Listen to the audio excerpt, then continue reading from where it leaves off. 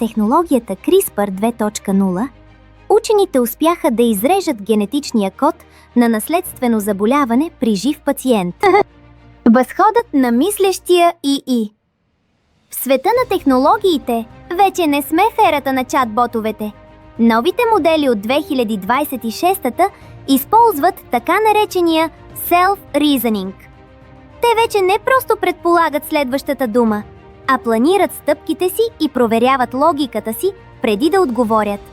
Това е най-близкото нещо до истинско съзнание, което сме създавали някога. Надявам се да са приятелски настроени към нас. Технологията CRISPR 2.0, учените успяха да изрежат генетичния код на наследствено заболяване при жив пациент. Навлизаме в ера, в която лошият късмет в гените вече няма да бъде доживотна присъда. Това е истинско чудо на науката.